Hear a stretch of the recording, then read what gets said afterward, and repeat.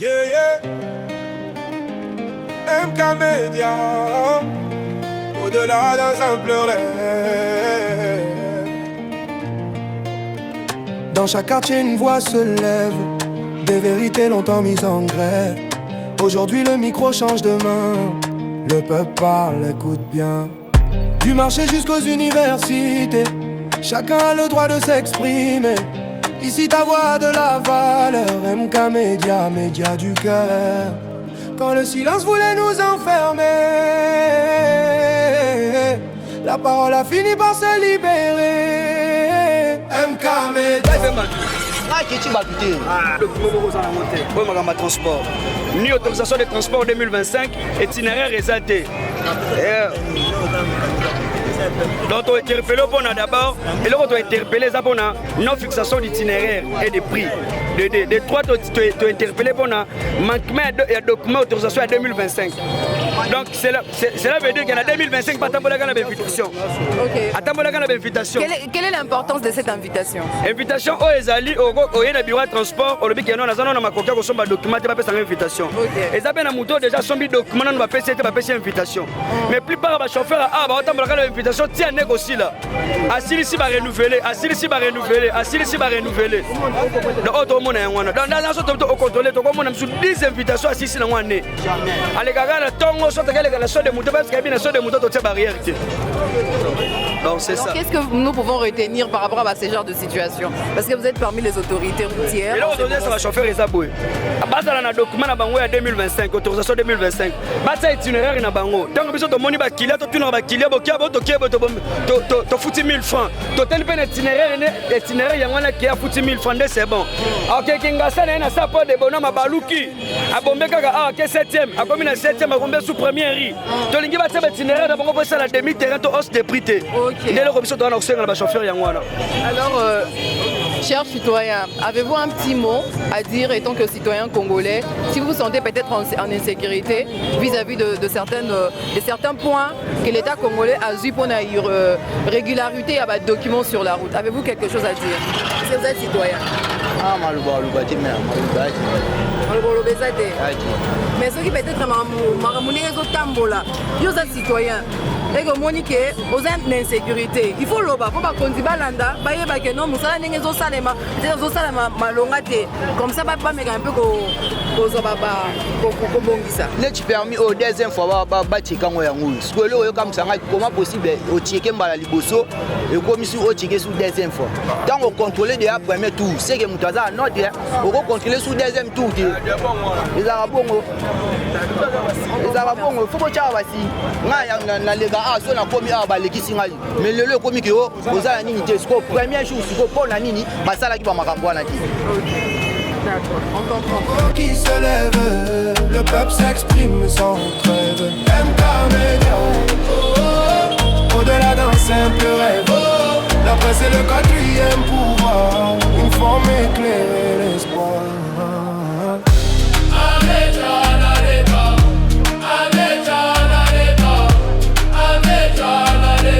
MK Media sans fin.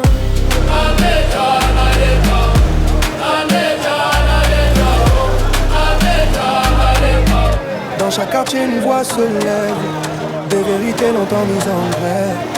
Aujourd'hui le micro change de main, le peuple parle, écoute bien. Du marché jusqu'aux universités, chacun a le droit de s'exprimer. Ici ta voix a de la valeur, MK Media, média du cœur. Quand le silence voulait nous enfermer, la parole a fini par se libérer. MK Media, au-delà d'un simple rêve. Document soulier. On peut interpeller. Oui. Le problème est qu'il n'y a pas de tuage, c'est pour ça que qu'est-ce qui fait que Papa Kimara? tuage ça pensate. Yango mono zo sala que sobo kangi au mona bebu akimi. C'est ça. OK. Tu vois. Papa, Jonas dégage, on a peut-être permis là.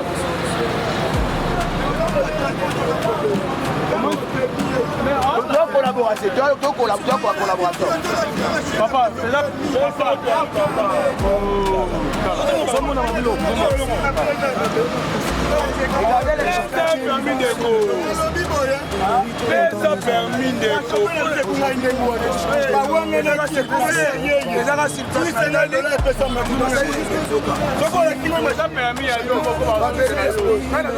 Mbote papa. Mbote papa. Mbote maman. Toza presse. Po anozo boya opesa permis. Fona mona machine ya kocheke. Chauffeur na biso moko na baramoto. Apesi bango permis bakomo wangana. Ekomaki emona ngi ba pesa 50 $. Sikona na infraction. Po biso eza compagnie eza ni kwanda te. Permis na ngango. So na moni machine na pesi o cheke ozongisi na permis. Esili nango. Donc là moi mbolo bate. Ma papa wapi machine à permis? Bon, machine ya permis tozana ngona mpenza te. Biso bapesi biso na machine à permis te. Tozu yango te na site oui, na site na biso na tozu machine à permis te. Autant bo c'est un permis c'est sur base de quoi maintenant? Alors, on a converti seulement si eza ya frais. Sans machine bon eza Mais bon eza ce ya kala. Pesa biso total la casse. Tu vois maintenant. Pesa na la race. Comme ça oyeba que c'est vrai que mais total la net la site. Total expérience ya oyeba. La net vrai. À part madame a dit expérience ya total expérience ba beto mala. Total expérience wana biso.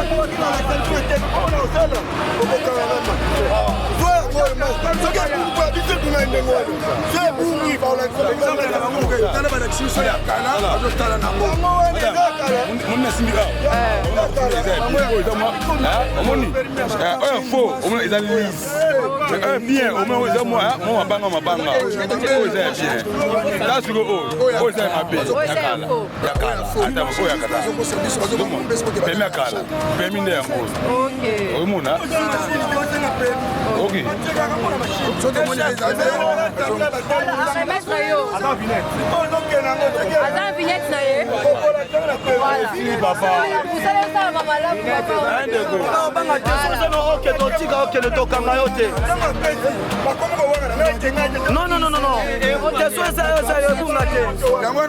vous savez ça Magitoko. Vous savez ça Magitoko dans ça annonce. Ah il y a ça une vignette c'est. Il y a mon gagné pour la ligne. Papa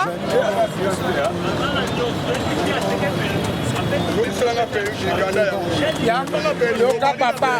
Yoka. Nazo répondre yo. Olingi kopesa te pourquoi? Totali. Toto sala bongo pona nini? Okomona mutu. Opese apesi yo permis. Après kopesa permis. Assurance azala ngote. Bon, tangu yako zomsela ye. Akozala déjà kokima. Peut-être ako tuta yo. Toza vacciner belete elekali biso awa. Tina bopito. Yango tozo senga tango moni azal honnête. Permis eza bien. Pesa biso assurance. Là on a voté là ekoki. Na kosangisa mikanda na nyonso. Na pesi ye akei. Madame, s'il te plaît. Allez. Madame, naza chauffeur ya mega Congo tout fait. Griffe na yango teni na yango. Nakokita.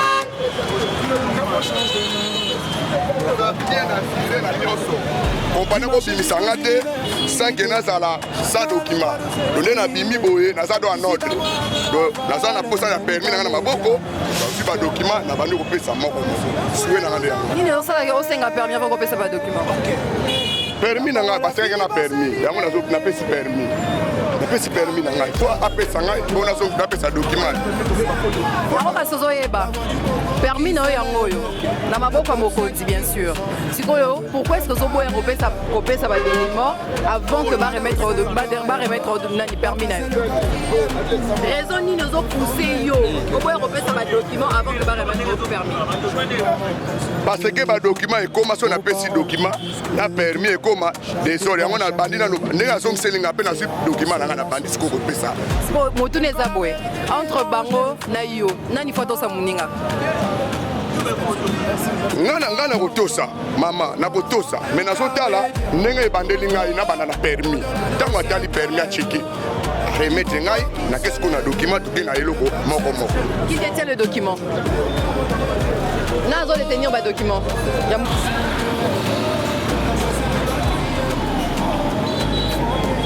Bon, pour l'assurance, c'est correct. Joie nanu. Bana kozwa. Contrôle technique. C'est ça, papa. Soyez posé. Soyez posé. Fais ça.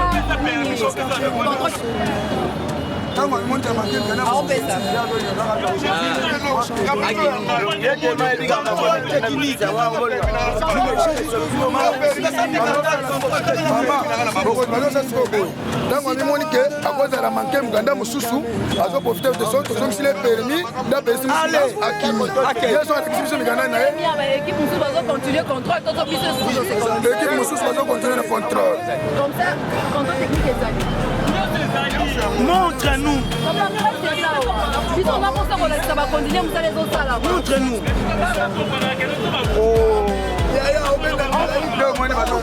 Contrôle technique d'abord. Il y a biso awa. 3. Même il va conduire bazo yeba yango déjà.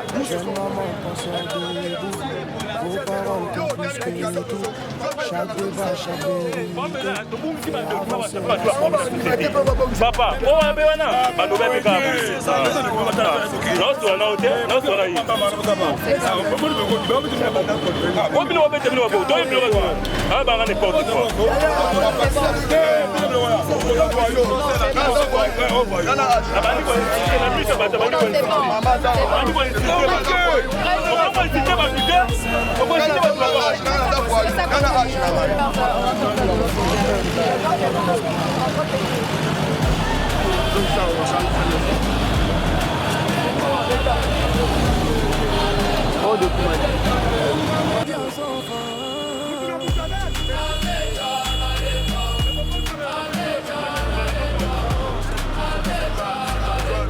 Dans chaque quartier, une voix se lève. De vérité longtemps mise en grève. Aujourd'hui, le micro change de main. Le peuple parle. Contrôle technique yango eza kitoko. Oui, wana za département na ngai tenga na sali musala na contrôle technique c'est tout pour moi. Exemple pour Alexis permis na ye bazotuna ye mikanda ya mutuka amimoni déjà na mikanda te a doublé mutuka atiki permis ye wana kei mabe ezali ya batravailleur be ya bato ya mituka. Mbote na bakongomani nyonso tu baza kolanda biso lelo, bienvenue dans votre émission MK sur terrain. Lelo boye MK Média akiti sur terrain na émission na ye boye MK reçoit pour na kotala kosala état de lieu sur makambo etalami ya contrôle technique, permis de conduire na vignette. Boye boye que circulation ezalaki paralysée depuis semaine passée, ba transport ezalaki lisusu te parce que bato ebele ba chauffeur ebele bazalaki na irrégularité bien sûr ya ba document. Alors lelo tokiti sur terrain mpona kosala constant sur le lieu bomoni nde population eza ya kotomboka parce que pour certains balobi que ba document eleki ebele bamisu balobi ya kosomba te parce que ba recette na bango du jour ezozala bongo se moke mais kasi ba document eleki ebele.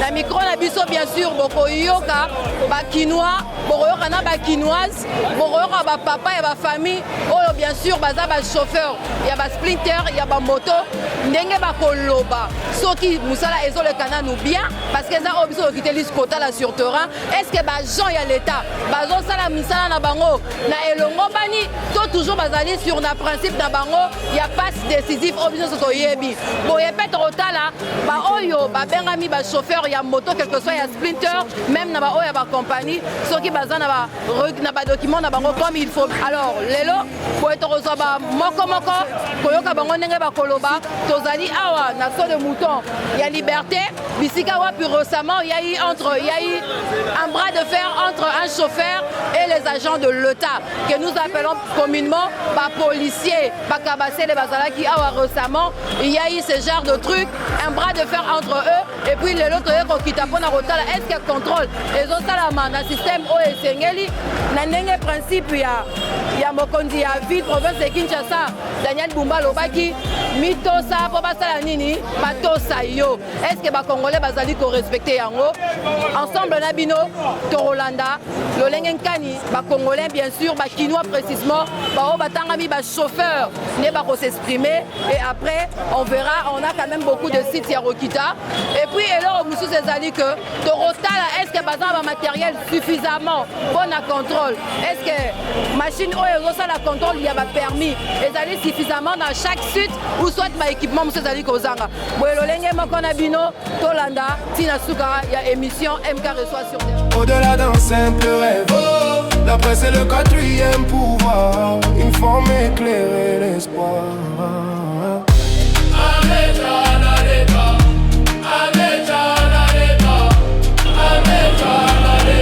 MK Média sans fin.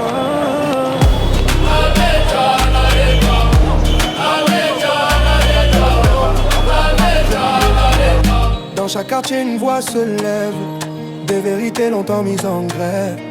Aujourd'hui le micro change de main. Oui, Naza Kinois.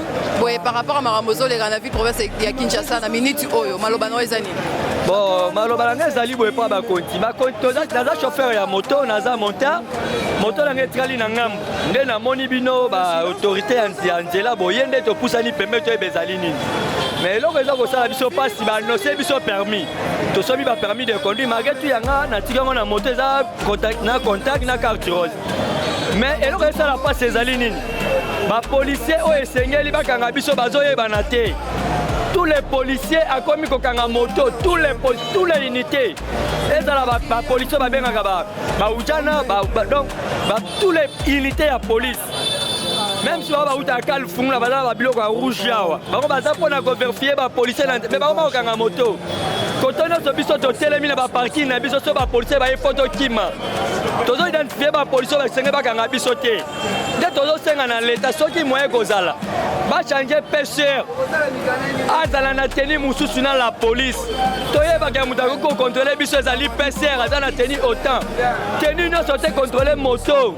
Tous les tenus comme ko contrôler moto pe ko kanga toza desi na l'état congolais na makambo ezokoleka toleka na batata mokonzi ya kala tomona bamakambo esalama polisi ande kokipe biso moto te na tata mokonzi ya kala pourquoi tozwi mwana mboka oyo tozobenga le patriote président de la république Fati Beton mais bapolisier bazodérange biso to toza desi na la police alikoki kosécurize biso to kosécurize population police amo kosécurize moto motonde na butu tokomona ba JR na ba FARDC babimi na ba reine na biso ya ba moto ozokitisa mutu policier na FARDC ye pesanga mai soki oza na yango te abandi komenanse yo toyebi te soki tosala nini na mboka na biso mboka eza ya biso take bakongolais me toke sesine na aleste na bapolisi bazokosenga kobenga bango ata bamoni biso ata moto aza normal fo bokanga ye kaka bamboka biso tolukanga yango babokolela bana bango bazofingisa nde chef de l'état tous les pêcheurs eza na commune ya Kinshasa bazofingisa nde chef de l'état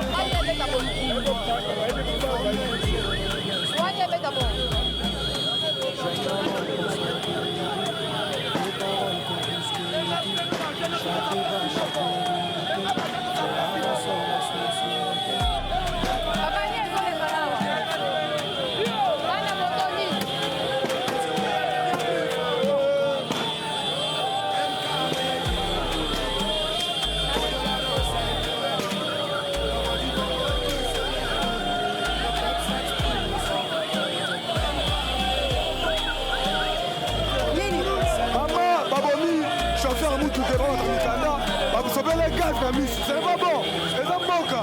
Ou pas ça, comment ça fait-il, nous sommes à 5h, 10, 22h. Alors, on peut aller à l'objet, on est à 7h30, on va à Matarati, 17h, 16h30. Mais on va ça là, c'est pas bon, oh, pile match. Là, non, et ça m'a bêté. Et ça m'a bêté vraiment dans le elle a eu couru la maman, n'a pas machette. La tia couru la maman, la moto, la mettre la soupe à raï. Pas pour la bonne année. kuluna tosima machete tobana botola batu mpona nini batokula mpona nini tokozongela kuluna tokozongela kuluna mama alangi natuna motuna eske moto babisi biso tosoma badokima tosomi nyonso ekomi lisusu makambo kobakisa biso permis ya $30 eleko misu ya $30 kobakiseli biso mikanda misusu ebelebele moto akotaka kwambia na mboka oyo akotaka mama nabita bitolembi gouverneur ye moko alobaka na nini na martir bakanga moto de tile 15 mais lelo bakanga moto baza na permis te bakomi ete na permis eza na bitabe eza pascal eza pongali 14e tolemi na biso tokoka sute totanga baklasse tosilisa tozobundabunda mpona tokontinue me tozobunda na moto takasera elekani meme mbese ebimi te pascal bitabe balekisi bazokanga mpona mais est ce que boza na badocument oyo ezosalaka ebobima libanda parce que na minute oso bazokanga eza parce que boza na badocument te est ce que oza na conduite na permis de conduire mama naza na permis yango oyo naza na permis nanga yango oyo mais soko ye na bitabe bazokanga yo mpona permis na pascal bazokanga mpona permis mais naza na permis oye na mpona bi babobi chauffeur mpona permis chauffeur ya moto akufi lelo mpona permis mama tolembi bagouverneur alobi bakanga bata moto te bata mituka bitabe 16e mairie 14e epongabi bazokanga bamoto toyebi te tosali nini oza gouverneur mpo na biso tokozufuna boye te tozovivre na mosala moto toza mosala te bato bazobima lisusu te baobanga est-ce oza na permis mama toza permis ozokendeka bamoko na moto mama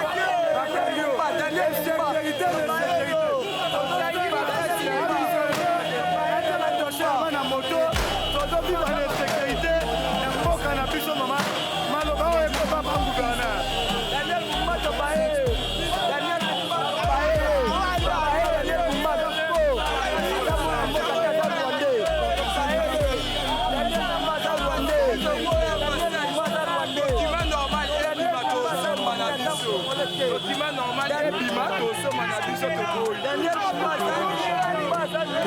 Fait avancer la société, même quand la vérité dérange les forts. Elle survit, elle devient plus forte encore. MK Media, au-delà d'un simple rêve, la voix du Congo qui se lève, le peuple s'exprime sans trêve. MK Media, au-delà d'un simple rêve, la presse est le quatrième pouvoir, une forme éclairer l'espoir.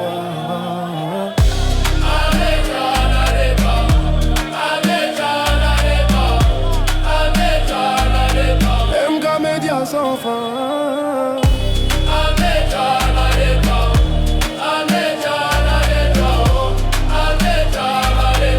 Dans chaque quartier une voix se lève, des vérités longtemps mises en grève. Aujourd'hui le micro change de main, le peuple parle, écoute bien. Du marché jusqu'aux universités. Bumbato bae non oza mwana teke yo oza hors la loi nandimi na nkola ya congolais na asomeli oyo te daniel bumba aza ndoki to ndeni nango ngai nalobi na asomeli oyo te nakendaka ti livo abu na ngai nakenda na asomeli oyo te amtema mane banyokoli nde biso bakopera botika babisu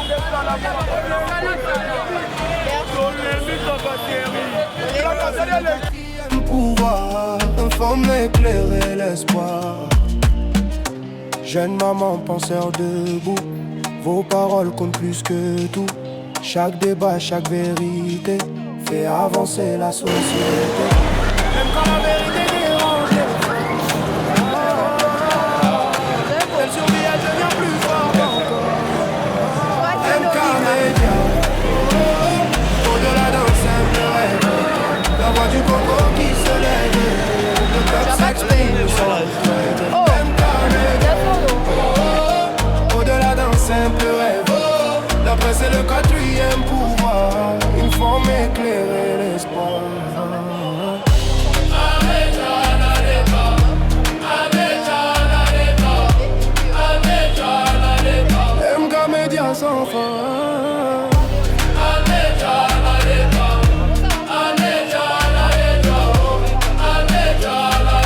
Dans chaque quartier une voix se lève, des vérités longtemps mises en grève.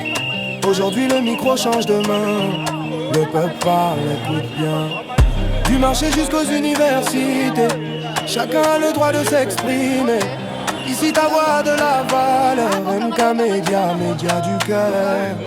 Quand le silence voulait nous enfermer, la parole a fini par se libérer. MK. Moi j'ai fait la danse.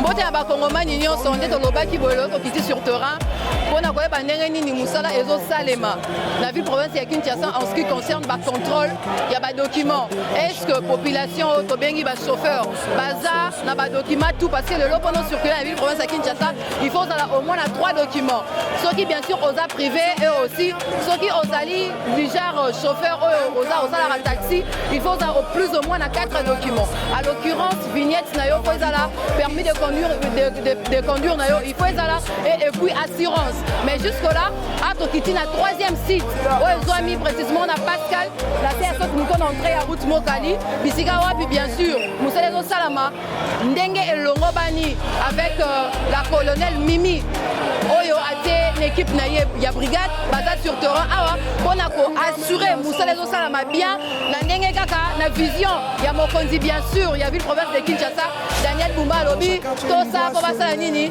batosa yo donc mi tosa po batosa yo. Alors le lot reçoit réaction boye ya ba chauffeur principalement ba baza ba taximen voire même ba privé et aussi nous allons voir comment est-ce que mosala ezosalema nini ezozanga en termes d'équipement est-ce que baza na ba machine na bango ezo permettre bango ba vérifier ce qui bien sûr ba permis de conduire na bango ezali ya solo to ya lukuta. Alors ensemble avec vous nous allons suivre et prendre un agent de l'État pour essayer un peu plus d'en discuter plus. Mbote mokonzi. Mbote. Topesi yo lisusu mbote boni. Te malamu. Oyo ezali MK Média d'émission na ye MK reçoit sur terrain. Tolingi toyeba ndeni mosala ezosalama awa. En tout cas mosala ezosalema bien. Bapesaki biso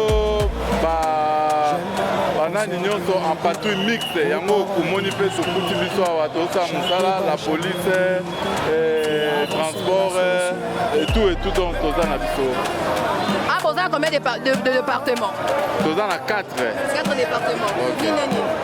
La police nani ya nani na régie de fourrière, de contrôle technique. Toza na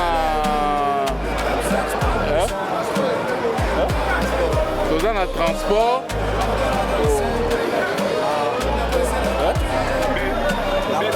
BSP, voilà. Donc, 4 départements. 4 départements. Donc, chaque document a un agent d'ailleurs. C'est représenté par plusieurs services. Nous avons nos amis de la DSP et puis le régie de fourrière, ainsi les agents de la division urbaine de transport accompagnés avec la police nationale congolaise. Donc c'est une mission mixte qui est mise en place pour régulariser la route, permettre ainsi que la population quinoise de circuler librement. Aux attentes qu'ils ont voulu que le gouvernement puisse agir à leur faveur. C'est un peu ça. Mais qu'est-ce que nous devons attendre par rapport à ma vie qui doit circuler, maintenant à documenter? Vous savez madame, en droit on dit la loi est dure mais c'est la loi. Tous nous devons s'incliner. Les véhicules qui n'ont pas de documents seront interpellés et arrêtés et amenés à qui les doigts. Ils vont payer leurs taxes, leurs impôts parce que c'est une obligation, ce n'est pas une négociation, c'est une obligation. Donc c'est un peu ça. Non. Nous n'arrêtons pas les motos, mais nous sommes en train de régulariser la route. S'il y a des infractions routières, les agents qualifiés dans les secteurs vont interpeller. Donc, on ne peut pas dire que le moto circule librement lorsqu'il commet des infractions et les roulages peuvent les laisser comme ça. Non, la loi est là pour tout le monde. Tout le monde est justiciable. Donc si vous commettez des infractions, les services compétents sur place vont vous interpeller. C'est un peu ça. Merci.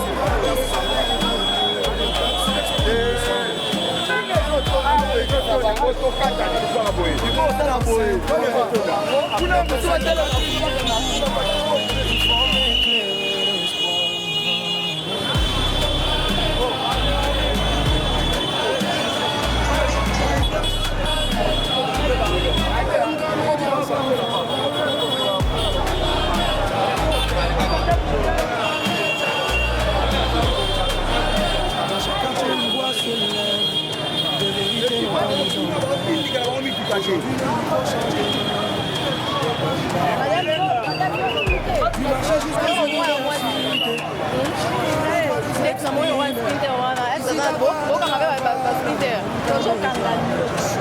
À l'exception de bapesi biso rôle tokangaka nyonso tobanga eloko moko te tant que agent ya transport. Alors soki aza document te tokokota tokoverifie totunie soki aza nango tapesi biso baresi oyo amoni te asombi soki asombi te nde tomemie na fourrière. Au-delà d'un simple rêve, la presse est le quatrième pouvoir, informer, éclairer l'espoir. Bon, biso toa bachauffeur solo ndenge gouverneur ndenge apesaki ordre bakaka bakango eza badokima te asali bien kozwa mpe permis kuna mpe nde tozonde toza bapermis te mo tobima eza te vis-à-vis ya condition ya mitwa oyo toza nango eza na mwa bacondition moko eza pena bien pena te mo tolingi mokonzi mpona biso bachauffeur ote tozwa permis toza vraimen ya difficulté parce que moi biso bachauffeur kote tokozwa permis topesi ya bambongo me babengi biso na otende totamboka na baformulaire ko toza na pasi moi mpe tofanda ndako eza te baformulaire oyo toza nango nde na nzela ezopermete biso tolakisaka bango ke permis nano ebibi nao te vis-à-vis ya badokima mituka oyo bango basengi tomona nzela bazosenga biso assurance autorisation de transport na permis de conduire na contrôle technique na vignette biloko nyonso tuna mama bakolo bakar baza ya mbongo so na biloko wana te neti ngai kaka na bula yango bula so yati natikaki yango parce que efo yango ya pango nayoso na bula te apeki mutu mosusu mibaki bakangi yango ayoki conséquence parce que le moment eloko oyo mokonzi asali malamu so asali kaka bongo okomona bato ebele bakozwa initiative ya kobosa biloko na bango so tomoni me baaccident mosusu azosamaka na nzela à cause bakaka tokumba eza bete ya bien te tobulaka kaka mpona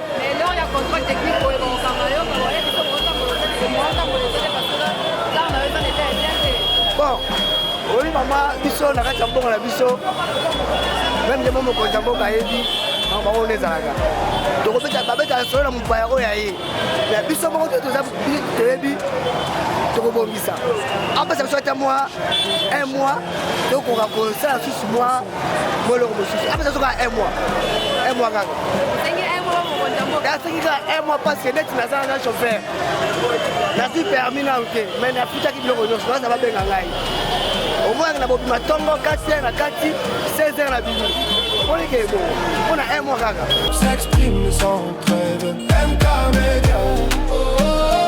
Au-delà d'un simple rêve, la presse est le quatrième pouvoir, informer, éclairer l'espoir.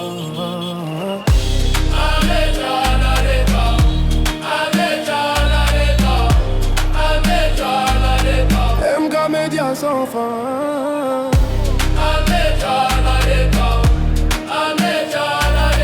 Dans chaque quartier une voix se lève, des vérités longtemps mises en grève.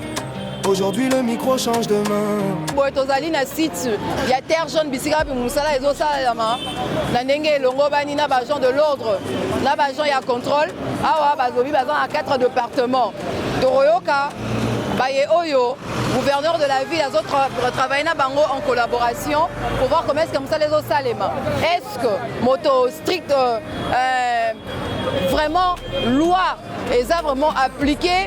Est-ce que Bakino a respecté la loi comme il se doit? Bazan ba document na bango étant mis permis de conduire, vignette, assurance pour ceux qui sont privés et aussi pour de taximens. Est-ce que Bazali Namikana na bango nyonso ya transport boy tozali sur terrain la site ya terre jaune pona kozwa ba détail nyonso comme il faut. On va prendre un agent de l'État pona royeba ndenge ni musala ezo salema. Mbote papa? Mbote. Vous êtes parmi les agents qui font le contrôle? Oui, bien sûr. Combo? Comment on a M. Raph Bolonga, agent à RFCK, régie des fouillères et contrôle technique de Kinshasa. Ok. Votre département, est en charge ni? Ils sont en charge de contrôler contrôle technique, document contrôle technique. Le contrôle technique. Voilà. La réalité, ni bozo kuta nango étant que agent le temps déployé pour le contrôle technique et autre chose. Bon, la difficulté de kuta na on a terrain, ba chauffeur na biso bazana na manière te, bazana mentalité te. okotelemisa mutu na respect osalue opose badocument oyo esengi asala bia asomba yango azorépondre yo na bafaçon moko insupportable. Et puis soki asisi korépondre yo comme toza mpe na bamateriel nanu te ya kosala adémarre na ye akei. Donc vraiment ba difficulté moto okutana ngo yango wana. OK. Mais déjà bozan batu musupe ODE bozo kanga azana documenté pour saisir. Oui, toza na bato oyo peke ba responsable aye a telemi azana documenté bokangi e bokena na foyer botiki kuna alors a continuer ko sala ba démarche na pona kozwa ba document. Pona kozwa ba document. Donc okanga ezate po muta futa mbongo mais ezake po mutu azwa ba document. Aza sala ba démarche a kozwa ba document na yo. Parce que ba li kolanda biso balobi que jusque-là, les arrêtés likambu ya passe décisif. Mutas dans le document, documenté. Il suffit que ça la passe décisif na à l'équipe. Et monsieur balobi bon ba cause parce que so hôtel awa presque. Na ko hôtel misayo awa. Na zo la ça ba document o eza déjà mituka déjà ba juiz eza déjà majoritairement. Et belé ba ju ba document. Au monde arabe na paraprise contrôle technique vignette signo cezali. Alors ba o pe que bazana ngote tozo kanga bango ba okene pour preuve. So okene ba site na biso o kuta kuna inondation inondé bato baza kuna ebele bazokende kosala bacommande badocument na bango tosala mosala te kaka mpona mbongo te tosala mosala conscience ya bato ezonga bayeba kosoma document c'est ça. D'accord papa. Otomo déjà mutuka mosusu wana etie mopanzi fourrière akende kuna aza na nini aza na contrôle technique na ye na badocument na ye presque mais document azozanga eza vignette. Vignette. Donc sans vignette document moko ezanga te document moko kaka soki ezangi. Donc il faut 3 documents pour le privé. Il faut plus ou moins pour le privé il faut plus ou moins 4 documents. Oui. 4 documents. Assurance, vignette, volet jaune, na contrôle technique. Un volet jaune auto bien en communiquement carte rose. Carte rose voilà. Donc 4 documents. 4 documents pour na ba privé. Au légalise pour na ba privé siko pour na ba nani taxi banini bango faut bakisela bango na autorisation de transport. Voilà. L'autorisation de transport nous permettre koyeba prix. Koyeba vraiment prix mais ils ont identifié qu'ils ont ça la transport. OK. Yango wana. Et bon bah on nous donne un petit peu par rapport à hausse de prix. Hausse de prix voilà. Document yango eza vraiment te mais yango eza amende. Yango eza amende. Ceux qui bakangi yo il faut que na DGRAD bato DGRAD bazawana oko futi amende na yo. Et puis, c'est tout. Merci beaucoup, papa. Merci. En tout cas, ça a été un grand plaisir pour nous, Yarozo, information auprès de vous, parce que plusieurs Congolais, peut-être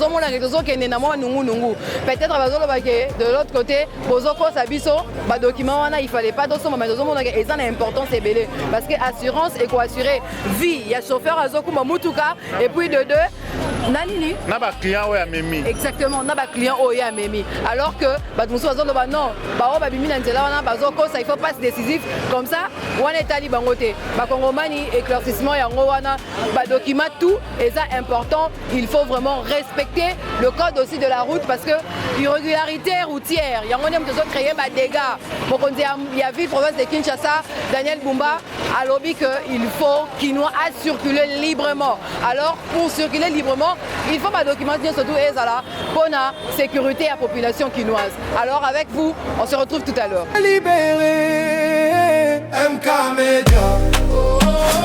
Au-delà de